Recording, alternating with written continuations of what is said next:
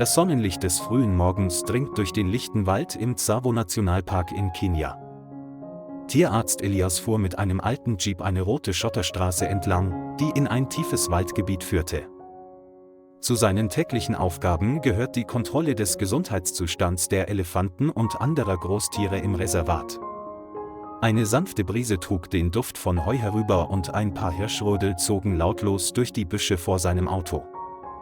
Als Elias am westlichen ausgetrockneten See ankam, sah er, wie sich die Elefanten wie üblich versammelten, um Wasser zu trinken und im Staub zu baden. Doch nicht weit entfernt stand ein erwachsener Elefant allein und hatte den Kopf leicht gesenkt. Er kniff die Augen zusammen, um es zu sehen, sah aber, dass es sich nicht bewegte, nicht mit den Ohren schlug oder mit dem Schwanz wedelte wie die anderen. Elias wurde langsamer, hob sein Fernglas und beobachtete, der Elefant stand regungslos da, sein Blick war leer. Auf seinem Rücken schien etwas Ungewöhnliches zu sein, eine große Schwellung wie eine infizierte Wunde. Der Elefant versuchte, sein rechtes Bein zu heben, hielt jedoch inne, knurrte leise, als würde er stöhnen, und blieb dann stehen und atmete schwer. Elias' Herz begann schneller zu schlagen, etwas stimmte nicht mit dieser riesigen Kreatur. Er stellte den Motor ab, saß ein paar Minuten still da und beobachtete das Verhalten des Elefanten, wobei er bei jeder Bewegung deutlich den Schmerz spürte. Es blinzelte langsam und atmete schwer, als versuche es, einen unsäglichen Schmerz zu ertragen. Dies ist keine vorübergehende Müdigkeit, dies ist ein stiller Hilferuf in der trockenen Wildnis. Elias beschloss, etwas zu unternehmen. Er öffnete die Autotür, warf sich seinen Medikamentenrucksack über die Schulter und näherte sich vorsichtig dem Tier. Als Elias näher kam, geriet der Elefant wieder in Panik, noch wandte er sich ab, er stand einfach nur da und starrte ihn an.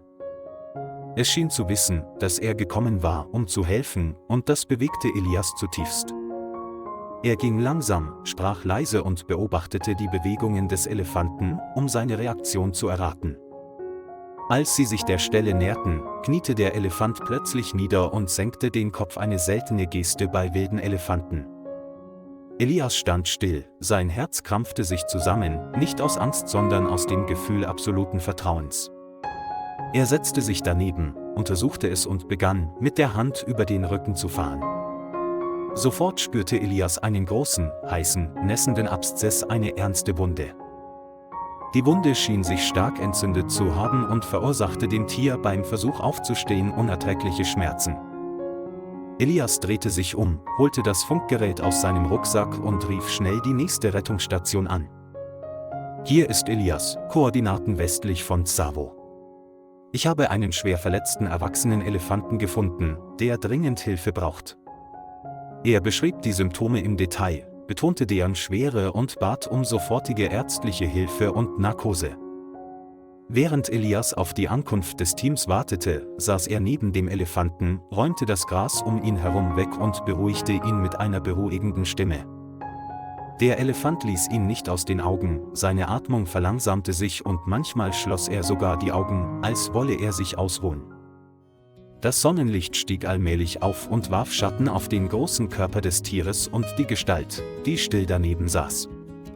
In der Ferne hallte das Geräusch eines Hubschraubers wieder, das Veterinärteam war eingetroffen und brachte die Hoffnung mit, dieses großartige Leben retten zu können. Der Hubschrauber landete sanft auf offenem Boden, überall wirbelte Staub auf, 3 Leute sprangen mit Erste-Hilfe-Kästen herunter. Elias stand schnell auf, führte das Team zum Standort des Elefanten und wiederholte die Situation, die sie gerade beobachtet hatten.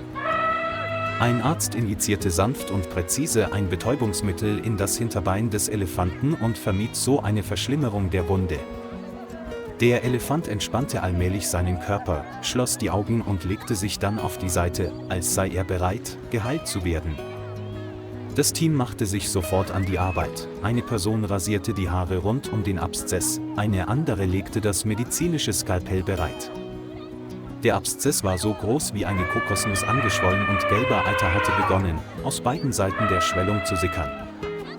Sie machten einen kleinen Einschnitt, aus dem Eiter in großer Menge herausströmte und einen erstickenden Gestank verströmte. Elias biss die Zähne zusammen und hielt die Düse weiter fest, um den gesamten Eiter aus dem riesigen Abszess zu entfernen. Nach einer gründlichen Desinfektion legten sie einen Drainageschlauch und begannen mit dem Nähen des durchtrennten Muskels. Jede Nadel wird mit größter Sorgfalt eingeführt, da ein Fehler zu einer erneuten Infektion der Wunde führen könnte. Ein anderer Arzt trug Antibiotika direkt auf die betroffene Stelle auf und fixierte sie mit einem Mullverband. Elias überprüfte die Atmung und Herzfrequenz des Elefanten und atmete erleichtert auf, als sich alle Parameter innerhalb akzeptabler Grenzen stabilisierten. Die Feldoperation in der sengenden Hitze der afrikanischen Graslandschaft dauerte fast 2 Stunden. Als sie fertig waren, legten sie Futterblätter, frische Zweige und Früchte neben den Elefanten und zogen sich zur Überwachungsstation zurück. Der Elefant begann aufzuwachen, zuckte leicht mit den Ohren und holte ein paar Mal tief Luft, während er langsam die Augen öffnete, um seine Umgebung wahrzunehmen. Es geriet nicht in Panik, sondern lag einfach ein paar Minuten still da und stand dann langsam auf, sein Rücken immer noch in weiße Bandagen gewickelt. Elias hielt den Atem an und beobachtete, und dann geschah, was alle bewegte: Der Elefant trompetete leise und kam auf ihn zu.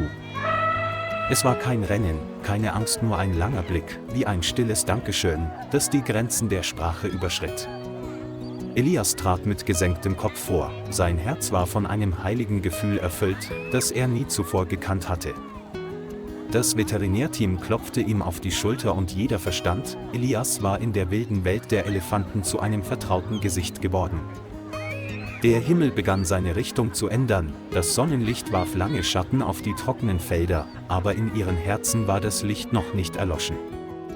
Das Team zog sich zurück und ließ die Kamerastation zurück. Elias meldete sich freiwillig, um die erste Nacht zu überwachen.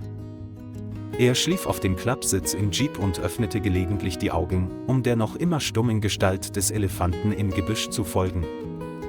Am stillen Nachthimmel von Tsavo waren nur die Geräusche der Insekten und das tiefe Atmen des großen Geschöpfs zu hören, das sich langsam erholte. Am nächsten Morgen erwachte Elias in der frischen Luft, die Sonne ging gerade hinter den Bäumen auf. Er stieg aus dem Auto, streckte sich und ging zu den Büschen, in denen der Elefant letzte Nacht geruht hatte. Shuya, so hatte Elias ihm den Namen gegeben, stand da und aß langsam und ruhig junge Blätter. Der Verband auf seinem Rücken war noch intakt, aber seine Bewegungen waren flexibler und nicht so steif wie am Tag zuvor. Elias rief leise: Shuya. Und der Elefant hob den Kopf und zuckte leicht mit den Ohren, als ob er auf diesen vertrauten Ruf reagieren würde. Es kam ein paar Schritte näher auf ihn zu, blieb stehen und berührte dann in einer Geste der Zuneigung sanft Elias' Hand mit seinem Rüssel. Elias legte seine Hand auf die Stirn des Elefanten und spürte eine Wärme und ein Vertrauen, das sich mit der Vernunft nicht erklären ließ. Er untersuchte die Wunde und sah, dass die Haut zu trocknen begonnen hatte und die abgestorbene Haut durch neues, blassrosa Gewebe ersetzt worden war. Shuyas Genesung ließ Elias ersticken, ein neues Kapitel im Kampf ums Überleben hatte begonnen. Er kehrte zur Station zurück, dokumentierte sorgfältig den gesamten Vorgang und bereitete sich auf die Behandlung der nächsten Tage vor. 2 Wochen lang besuchte Elias Shuya jeden Morgen und späten Nachmittag, um nach ihr zu sehen und ihre Verbände zu wechseln. Der Elefant näherte sich jedes Mal proaktiv Elias und legte sich an die gleiche Stelle, wenn er sah, dass er einen Erste-Hilfe-Kasten trug. Die Mitarbeiter der Station begannen, Elias scherzhaft den besten Freund der Tsavo-Elefanten zu nennen. Shuya erholte sich sehr schnell und spielte sogar im Wasser in der Grube, als es regnete. Es fraß mehr, ging entschlossener und spritzte Elias einmal sogar mit seinem Schlauch Wasser ab, als wolle es ihn ärgern. Elias lachte laut und sein Herz fühlte sich mit jedem Schritt der Genesung seines besonderen Freundes geheilt. Einen Monat später wurde Shuya vollständig ausgewickelt, eine lange Narbe auf seinem Rücken blieb als Zeichen seines Überlebens zurück. Obwohl es ihm gut ging, kam er jeden Nachmittag bei der Rangerstation vorbei und blieb einen Moment lang schweigend vor Elias' Tür stehen. Es ist eine seltsame Angewohnheit, wie ein wortloses Dankesritual eines Elefanten, der sein Leiden überlebt hat. Elias dokumentierte den gesamten Wiederherstellungsprozess und schickte ihn als seltene Fallstudie an eine internationale Naturschutzorganisation. Die Medien bekamen Wind von der Geschichte, aber Elias weigerte sich stets, interviewt zu werden. Der Verdienst gebührt Shuya, sagte er. Seine Widerstandsfähigkeit hat die Sicht vieler Menschen auf die Emotionen und die Intelligenz afrikanischer Elefanten verändert. An einem Mainachmittag beobachtete Elias aus der Ferne, wie Shuya sich der Elefantenherde auf der anderen Seite des Baches wieder anschloss. Es blieb stehen, drehte den Kopf und brüllte leise, als würde es sich von dem Wohltäter verabschieden, der ihm das Leben gerettet hatte. Elias lächelte und winkte zum Abschied in dem Wissen, dass diese Freundschaft für immer in seinem Herzen weiterleben würde, auch wenn sie sich nie wiedersehen würden. Seit diesem Tag hat Elias seine Arbeit in Tsavo mit einem stärkeren Herzen als je zuvor fortgesetzt. Er erinnerte sich immer an den Moment, als der Elefant niederkniete und sein Leben vertrauensvoll in die Hände der Menschen legte. Shuya ist mehr als nur eine Patientin, sie ist ein Symbol des Vertrauens zwischen Mensch und wilder Natur. Die Geschichte inspirierte Tausende von Menschen auf der ganzen Welt, an das Mitgefühl zwischen den Arten zu glauben. Und in den windgepeitschten Ebenen von Tsavo lebt ein Krieger namens Shuya weiter, eine wahre Legende.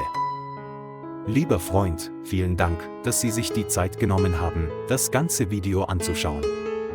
Vergessen Sie nicht, den Kanal zu liken und zu abonnieren, um uns zu unterstützen. Auf Wiedersehen und bis zu den nächsten Folgen.